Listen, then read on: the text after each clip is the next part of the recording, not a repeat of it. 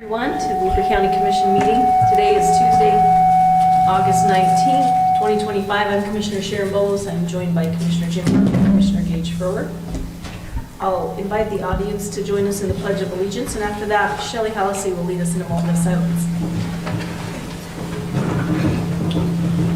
I pledge allegiance to the flag of the United States of America and to the republic for which it stands, one nation under God, indivisible, with liberty and justice for all.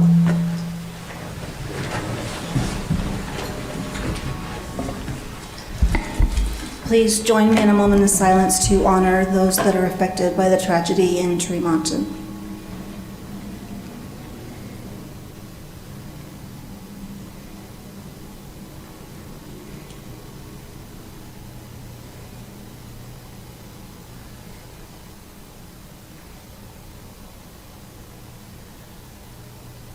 Thank you.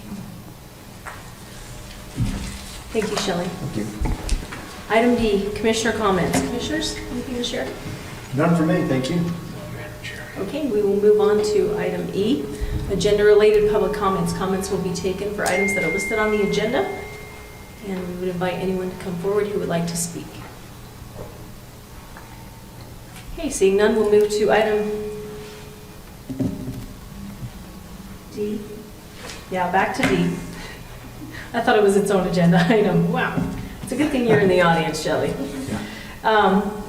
Here at the Weaver Center, we have something that we call the Stall of Fame, and it's kind of an Employee of the Month recognition.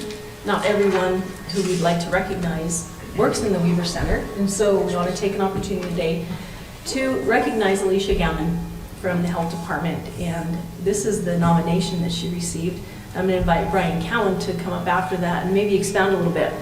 Alicia worked out a partnership with CCS for our and other organizations that helps coordinate food for families better. That sounds like an impactful theme. Brian, would you like to add to that? Yes, thanks, Commissioner Bolos. Excited to recognize Alicia and the efforts that she makes for the health department. We hired her a few years ago as part of our COVID response in a community health worker position, and we really learned through her efforts and others working in that community health worker position of some gaps we had in connecting our resources to our community members. And Alicia just thrives at helping our department reach out to our community, work with some populations that we don't typically engage with on a regular basis, and helps build that connection and helps us get those resources out to our community members that need them most. So we really appreciate the work that she does. Thank you so much. So they can see who I'm talking about. We have to have you come up there. This is Alicia. And Alicia, thank you. It's always nice to be recognized by your coworkers and to have them notice those extra things that you do to impact your department. So thank you so much. We really appreciate it. I'm Do you wanna honored say and anything? blessed to be working here and to be able to have such an amazing team, and for the opportunity that the health department gave me to fulfill this position, and my management team always having, always supporting me and believing in the work that we do. And an amazing team. The girls are amazing. So thank you so much. Thank you so much. We have a gift for you and we'd like to take a photo with you. Okay.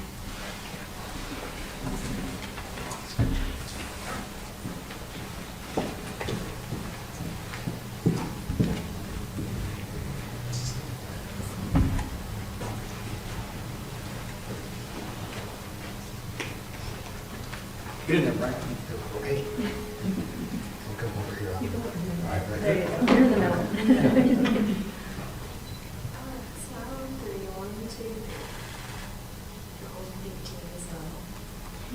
They all have their phones out.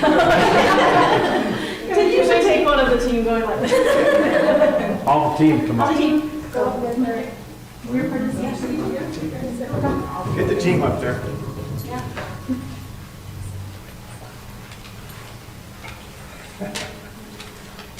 Thanks.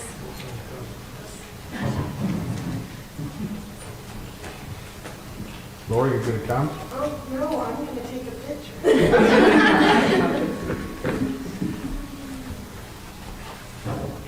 Come on, scoot into here, Bryce. So, 3, 1, 2, 3. Good morning. So much. Thank you, guys. Thank you. Congratulations. Thanks, Brian. Let's give Lacey a round of applause.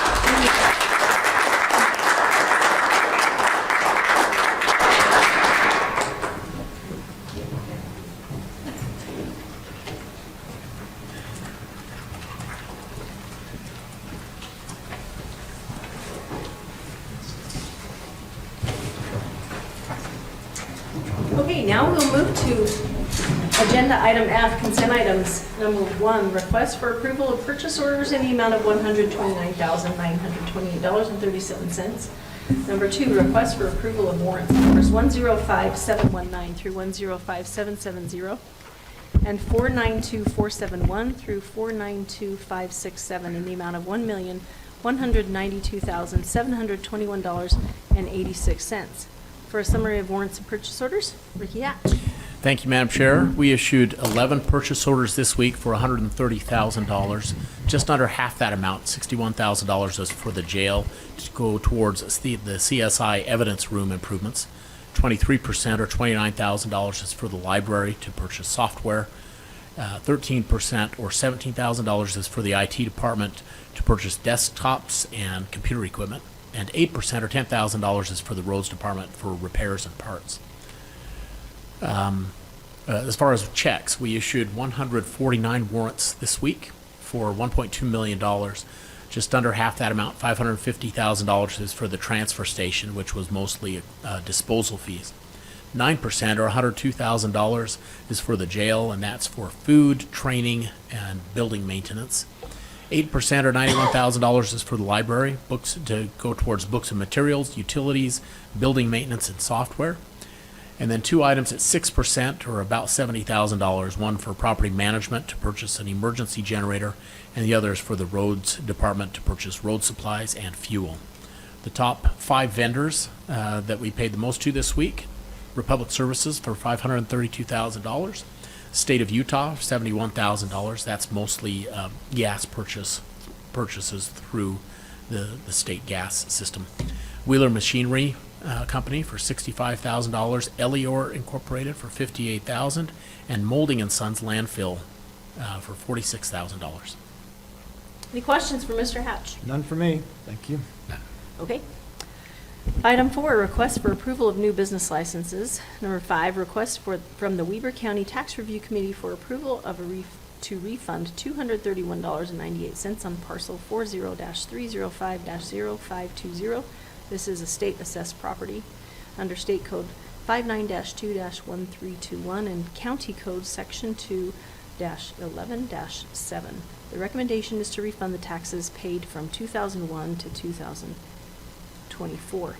Item 6, request for approval of a facility agreement by and between Weber County and the Republican Party to hold meetings in the Weber Center for 2025-26. Number 7, request for approval of a sponsorship agreement by and between Weber County and MTN Ops LLC. MTN Ops LLC will place branded, non-permanent signs in the archery classrooms, and the sponsors' employees will be permitted to use the range during business hours at no charge up to 25 times per month. Any questions or comments, Commissioners? None. Seeing none, I'm ready for a None. motion. Madam Chair, I'll make a motion that we approve those consent items as presented today. Second. All in favor? Aye. Aye, motion carries. Item G, action items. Number 1, request for approval of the second reading of ordinance 2025-21 to change the name of Babyliss Lane to Spring Creek Lane as requested by all affected property owners. Steve Collier. Thank you, Commissioners. We are, again, just doing the second reading to have this private lane name changed, again, from Babyliss Lane to Spring Creek Lane, keeping the coordinate value the same. And I do this time have letters of request from each of the affected landowners. But my request is that we proceed with this ordinance to make that change. Any questions? Madam Chair, Comment? just for clarity, all the affected landowners, meaning those to whom that lane touches or is contiguous with their property? Yes, everyone that has frontage off of it. Very good. There are 4 different parcels that front that. 2 of them are the same owner, and so I have 3 signatures. Well, Madam Chair, if you're ready, Please. I'll make a motion that we approve the second reading to ordinance 2025-21 as presented by Mr. Collier this morning. I'll second. I have a motion and a second. Roll call vote for ordinance 2025-21. Commissioner Ford? Aye. Commissioner Harvey? Aye. Chair Bolas? Aye. Motion carries. Thank you. Thank you, Commissioners. Number 2, request for approval of an agreement by and between Weber County and MHTN Architects, Inc. for Weber Center renovation feasibility study services. Mr. Scott Mendoza, welcome. Thank you very much, Commissioners.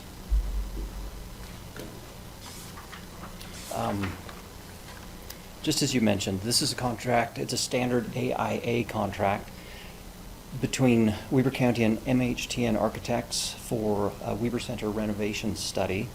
The reason for this study, or for these services that MHTN will provide, is that Weber County is interested in identifying some opportunities associated with updating the Weber Center's exterior and possibly renovating some areas within the existing building.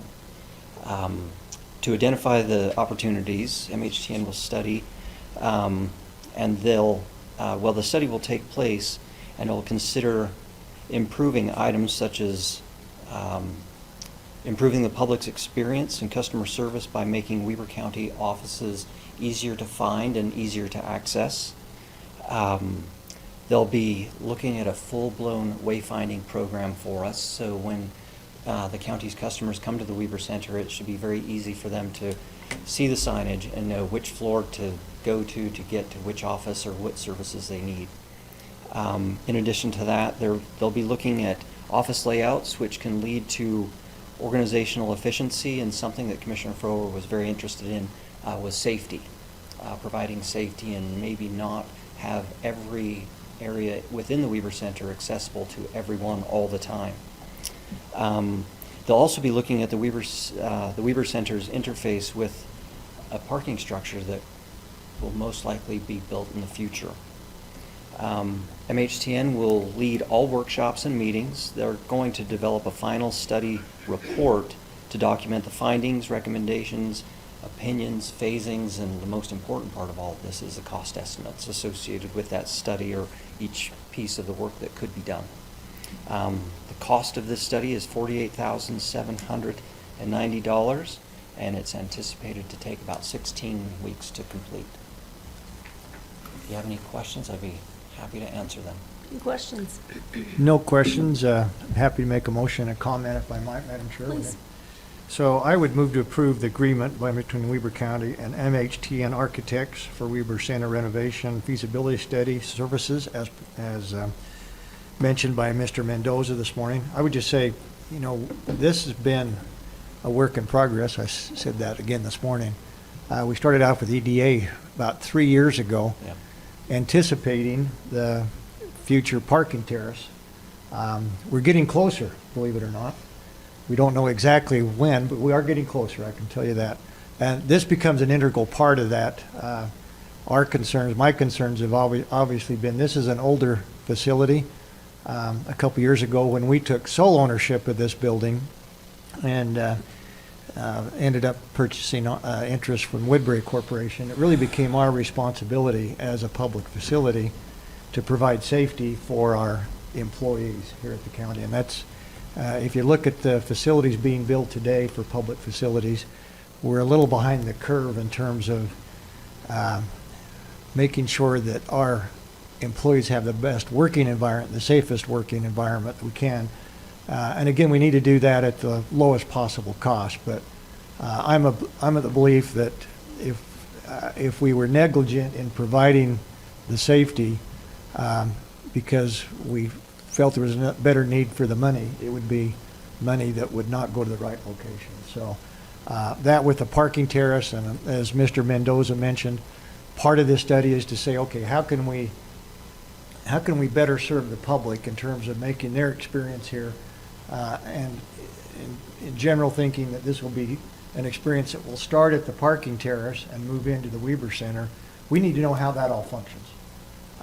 And for that price that they're giving us, and again, a lot of this work has been completed previously by EDA architects, so I'm excited to see the outcome. And I'm excited to see what we're going to do with the parking terrace, and the answers will be coming in the near future. Is that correct, Scott? That is correct. Okay. Yeah, we're excited. That's to it. That's learn my more. Thank you, thank you. Is there a second? Yes. Second. All in favor? Aye. Aye. Aye, motion carries. Thank you so much. Thank you. Item H, Commissioners, Madam Chair. Wow. Motion to adjourn. Second. all in favor? Aye. Aye. Aye, we're adjourned. Crossing, that's out.